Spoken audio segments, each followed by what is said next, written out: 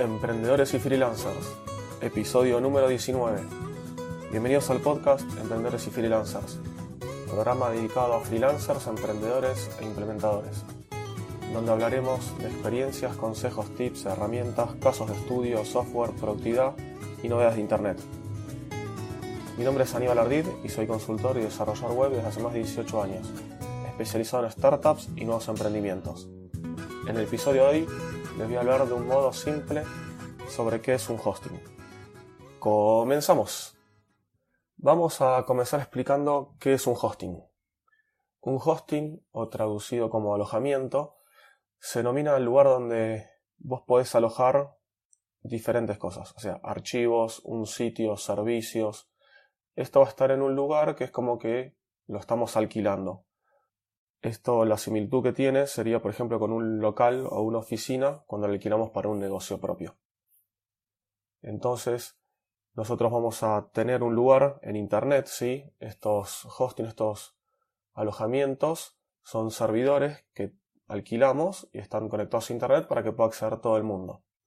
Tenemos hosting gratis, pagos, y también después entre los pagos tenemos diferentes precios, obviamente, de más baratos a mucho más costosos, dependiendo de las características, el lugar donde está alojado y diferentes otras cosas que ya vamos a ver más adelante.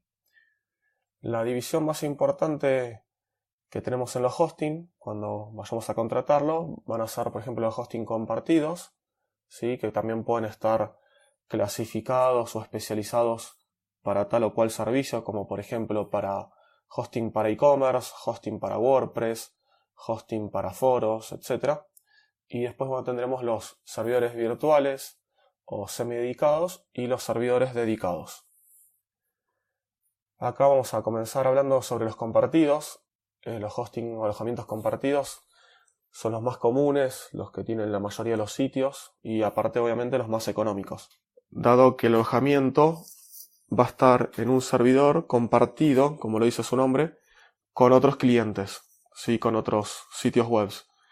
Esto es un único servidor donde está dividido en diferentes partes para todos los clientes que estén alojados en el mismo. Vamos a compartir los mismos recursos con los otros clientes, ¿sí? No vamos a tener un acceso ilimitado, sino va a estar limitado el acceso al mismo, normalmente por un panel de control.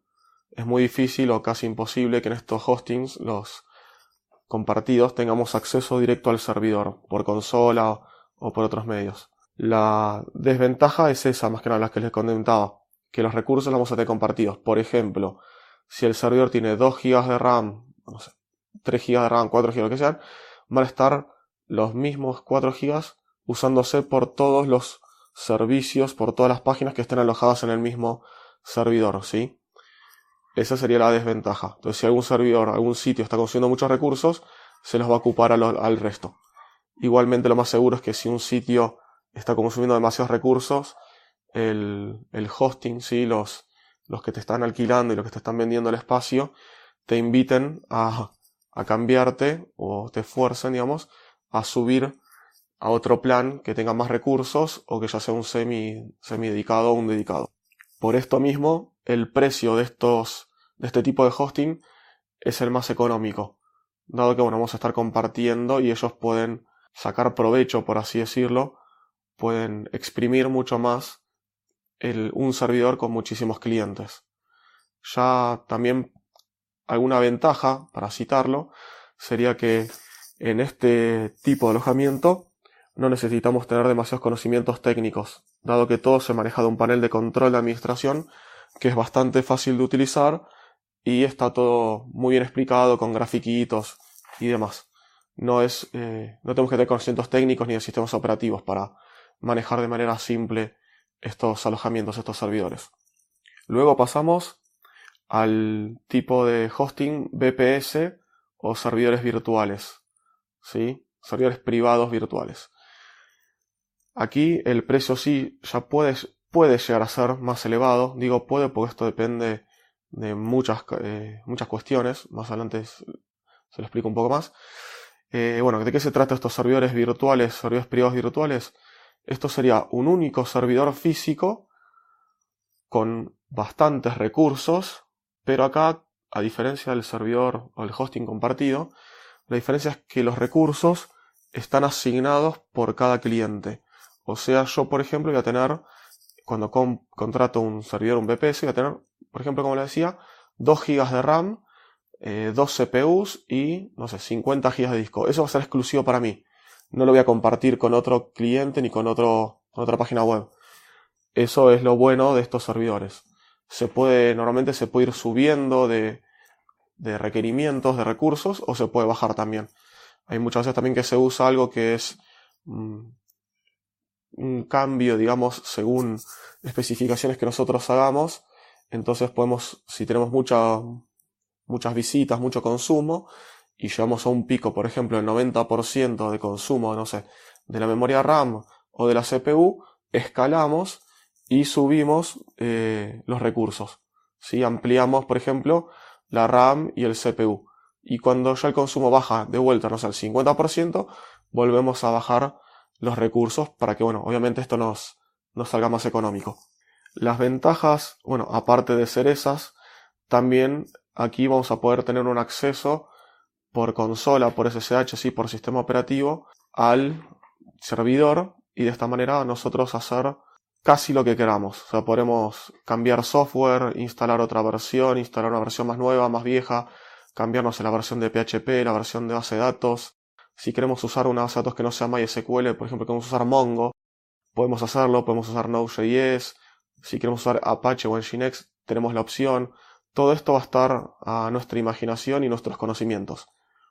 La contra acá, la desventaja con un compartido, es que tenemos que tener ya un mínimo medios conocimientos técnicos o avanzados, en realidad ya. Porque, bueno, tenemos que saber de sistemas operativos, de Linux, normalmente son todos Linux los servidores. Sí, un sistema operativo, como decía, alguna distribución de Linux, ya sea Red Hat, CentOS, Ubuntu, la que esté instalada en el servidor, o la podamos cambiar. Además de esto, de tener estos conocimientos técnicos, también tenemos que saber cómo configurarlo, ¿sí? No solamente saber un poco de Linux, sino vamos a tener también saber de administración de sistemas y de servidores para poder configurar bien, porque acá podemos ya tener el mejor servidor, pero si está mal configurado, nos va a funcionar peor que un servidor, un hosting compartido. También igualmente puede ser que estos servidores, los hosting de tipo VPS, puedan ya tener un panel de control, que sea con administración más fácil y también, no sé, un soporte técnico más personalizado. Pasa que, bueno, eso todo va a influir en el precio.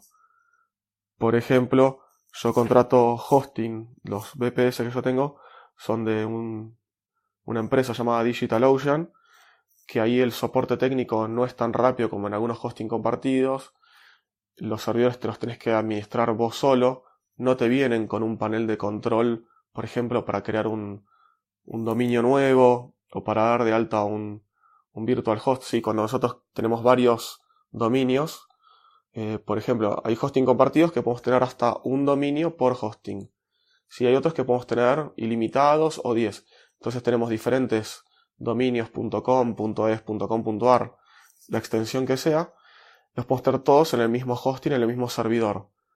Esto se hace casi siempre en hosting compartidos desde un panel de control, que es muy fácil de hacer. Damos de alta una cuenta, elegimos el dominio que ya tenemos creado, dado de alta en alguna entidad, y lo asignamos, decimos, este dominio va a ir a tal directorio. Y en ese directorio es donde subimos los archivos. En cambio, en un servidor VPS, cuando no tenemos un panel de control, todo esto lo tenemos que hacer a mano. ¿Sí? Tenemos que configurar los virtual hosts de Apache o Nginx, decir a qué ruta van a ir de nuestro servidor, crear la ruta a mano. Todo esto es por consola se hace, ¿sí? Bueno, o por FTP. Pero no es de un panel de control. Salvo algunos hosting VPS que tienen un panel de control. Ya sea WHM, cPanel, otros VirtualMin, sí, hay un montón. Pero bueno, eso también me influye en el precio, dado que muchos de estos paneles de control tienen licencias y no son gratuitos. Entonces eso va a acrecentar el valor del hosting y del servicio que estamos contratando. Por eso cuando antes les comenzaba a hablar sobre el VPS les decía que puede salir más barato o más caro que un hosting compartido. Un hosting compartido para varios dominios puede estar, por ejemplo, entre los, más o menos, a partir de los $15 mensuales. Y yo, por ejemplo, por mi parte, en DigitalOcean tenés servidores VPS a partir de los 5 o 10 dólares. Entonces, yo puedo estar pagando más barato que un hosting compartido en otra empresa y tener muchos más recursos y más control. La contra está, como dije, tenés que saber configurarlo y cómo usarlo.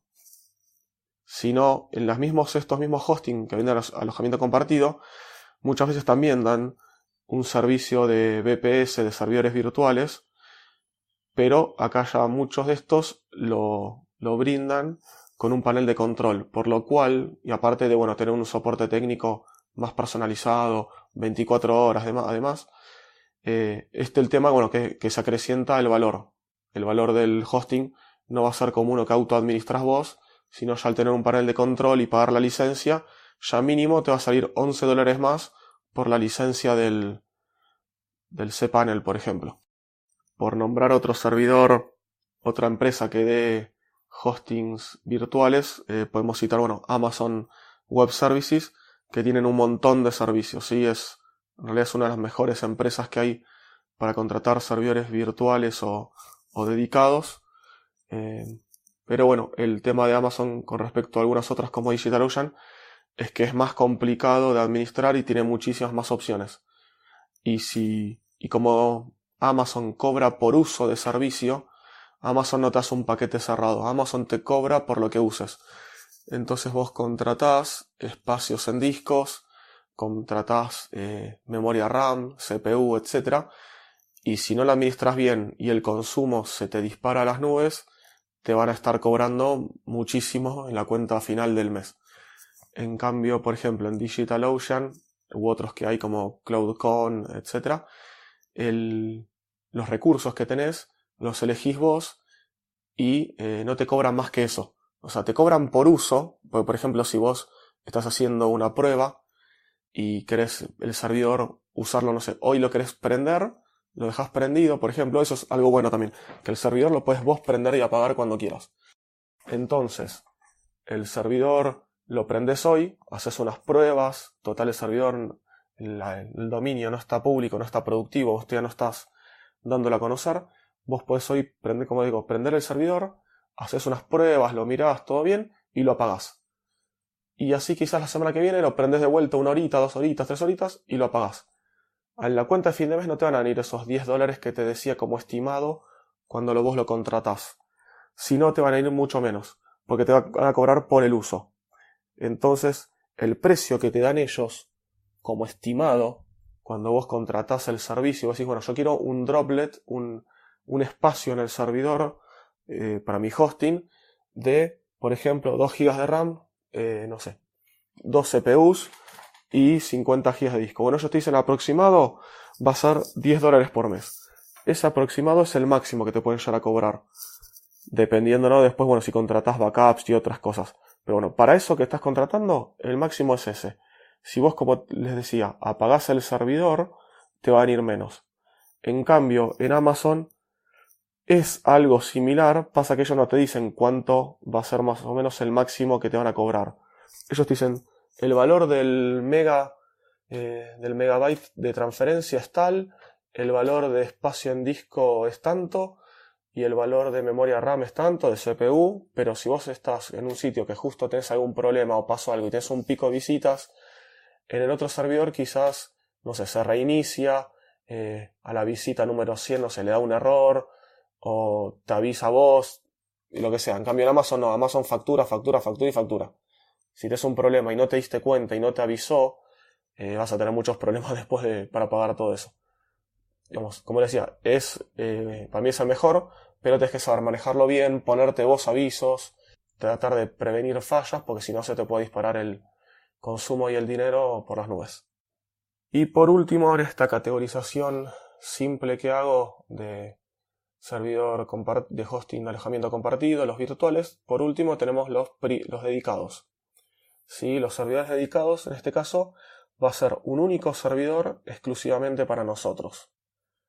Esto, como se darán cuenta, es muchísimo más costoso que los anteriores, dado que es una máquina, un hardware dedicado exclusivo para nosotros. como podemos apagarlo, prenderlo también, instalar lo que queramos, hacer lo que queramos. Es como si tuviéramos la computadora de nuestra casa, un CPU, que en realidad no tienen nada que ver, pues son bastante más chiquititos y físicamente son bastante diferentes. Pero bueno, como si tuviéramos un CPU nosotros en nuestra casa, conectado a internet las 24 horas, y ahí hacemos lo que queremos. Es 100% responsabilidad nuestra, y lo único que podemos hacer mediante un panel de control, o casi lo único, va a ser reiniciarlo, apagarlo y prenderlo, dado que no vamos a tener un acceso físico al servidor. También hay una opción que casi ya no se usa, que se llama housing, que es nosotros mismos llevar nuestro servidor, nuestro hardware, el que nosotros compramos si queremos, lo llevamos a una empresa y te lo enchufan ahí a su granja de servidores. Eso se llama housing. Eso lo tienen muy pocas empresas, como les digo, y es también bastante costoso, menos que un servidor dado que el hardware lo ponemos nosotros. Pero bueno, ahí también nosotros, si tenemos algún problema, tenemos que ir personalmente. O sea, si queremos reiniciarlo, tenemos que ir personalmente a donde esté nuestro servidor conectado, apagarlo, prenderlo, etc. Es otra escala, digamos, para otro nivel de sitios, donde son a veces periódicos online, son empresas muy grandes que contratan esto. Y bueno, esa sería la categorización que les puedo hacer de los hostings. Ya acá, cuál elegir va a depender de lo que nosotros vamos a querer montar aquí. Si vamos a tener un sitio grande, si vamos a tener muchas visitas, depende también la calidad de visitas que tengamos. Si va a ser solamente, quizás corramos una campaña, vamos a tener un pico de visitas, tal fecha. Bueno, todo esto hay que pensarlo antes de elegir el alojamiento.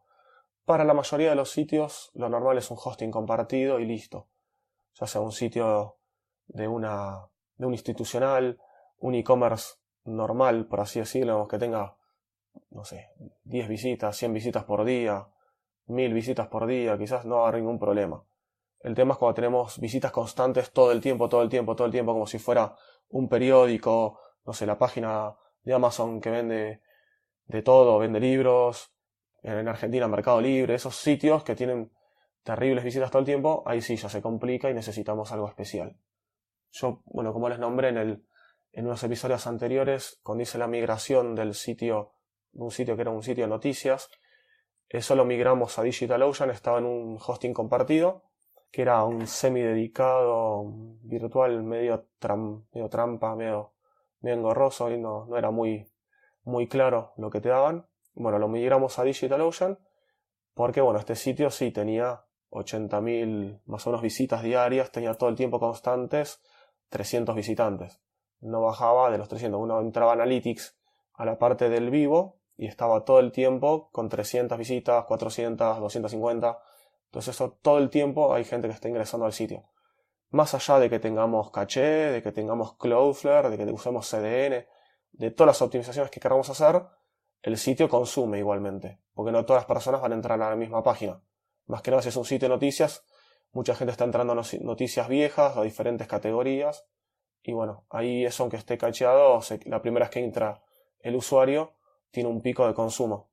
Entonces bueno, ahí más allá de cachés o de optimizaciones necesitamos un buen servidor. Y bueno, para terminar, lo que yo no recomiendo, eso sí, es el uso de hostings gratuitos o los que son muy baratos, los que te dicen, no sé, $1 por mes y puedes alojar los sitios que vos quieras, los dominios que vos quieras.